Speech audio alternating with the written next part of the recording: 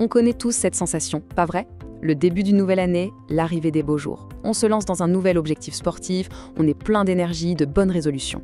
Et puis, quelques semaines plus tard, l'enthousiasme retombe comme un soufflet. Alors, comment on fait pour que cette flamme ne s'éteigne pas? Aujourd'hui, on va décortiquer ensemble les stratégies des spécialistes de la préparation mentale, ceux du centre du bien-être, pour se bâtir une motivation à toute épreuve. Au commencement, tout semble facile, presque magique. On s'imagine déjà avec une forme olympique, en train de pulvériser ses records. L'enthousiasme est à son maximum. On s'achète une nouvelle tenue, on planifie ses entraînements. C'est un peu la lune de miel avec son nouvel objectif. Et puis voilà, inévitablement, le premier grain de sable arrive. Une journée de travail épuisante, une météo qui donne juste envie de rester sous la couette, des courbatures qui crient à l'aide. La motivation, si forte au début, commence à s'effriter. Et là, le doute s'installe. Est-ce que ça en vaut vraiment la peine? C'est exactement ce moment-là qui nous intéresse, ce fameux mur que tout le monde, absolument tout le monde, finit par rencontrer. La vraie question, ce n'est pas de savoir si on va se le prendre, mais bien comment on va faire pour le franchir. Si cette situation a un air de déjà-vu, c'est tout simplement parce qu'elle est universelle. Il ne faut surtout pas le voir comme un échec personnel. C'est une étape normale, presque obligatoire de n'importe quel parcours qui demande un peu d'effort. Rien que de s'en rendre compte, c'est déjà un grand pas en avant. Bon, alors, c'est quoi la solution? D'après les experts du centre du bien-être, le secret, ce n'est pas de chercher désespérément plus de motivation. Non, la première clé, et c'est la plus importante, c'est de construire sa discipline. Et là, la différence est capitale. La motivation, c'est l'étincelle, ça met le feu, c'est génial, mais ça ne dure pas. La discipline, en revanche, c'est le moteur. C'est ce qui nous fait avancer, jour après jour, qu'on en ait envie ou pas. Ce n'est pas une émotion sur laquelle on n'a pas de prise, c'est un choix.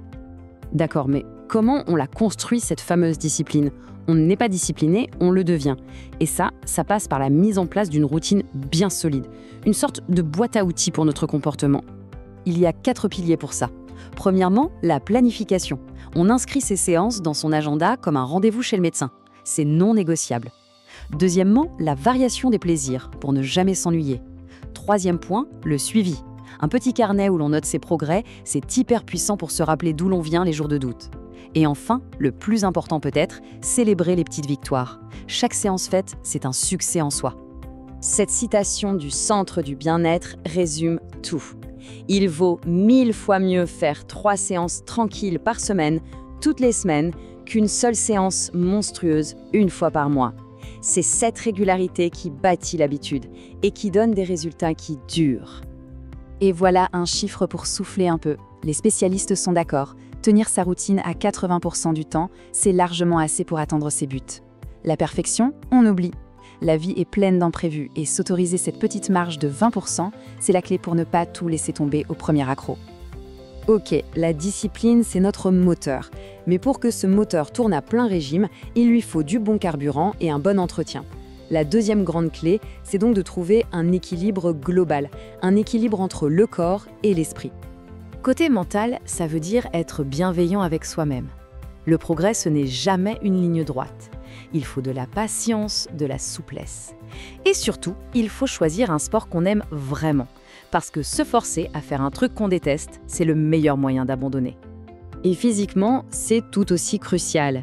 Notre corps n'est pas une machine, il faut apprendre à l'écouter. La récupération, le sommeil, une bonne alimentation, ce ne sont pas des options, ce sont des piliers de l'entraînement. Sans ça, c'est le surmenage ou la blessure qui nous guette. Alors, on a le moteur, on a le carburant, il ne manque plus qu'une chose pour que la fusée décolle, l'équipage. La toute dernière clé, c'est la puissance de l'entourage, du soutien social. On est rarement plus fort tout seul. S'entourer, c'est vraiment se donner toutes les chances. Un partenaire d'entraînement pour les jours de flemme, un coach pour nous guider, ou simplement le soutien de nos proches, chaque encouragement compte. Ça crée un engagement non seulement envers soi-même, mais aussi un peu envers les autres. Alors, comment on voit la suite? Finalement, la vraie victoire, ce n'est peut-être pas cette lointaine ligne d'arrivée, mais plutôt notre capacité à construire un chemin durable, un mode de vie qui nous rend plus forts jour après jour. Si on devait résumer, voilà les 4 points à retenir. La discipline, c'est le moteur qui prend le relais quand la motivation fait une pause. La routine, c'est la feuille de route qui nous guide. L'équilibre corps-esprit, c'est le carburant qui nous donne de l'énergie. Et notre entourage, c'est l'équipage qui nous accompagne dans cette belle aventure. Et pour finir, au lieu de se projeter dans des mois et des mois, l'idée est de revenir à l'essentiel, à l'ici et maintenant.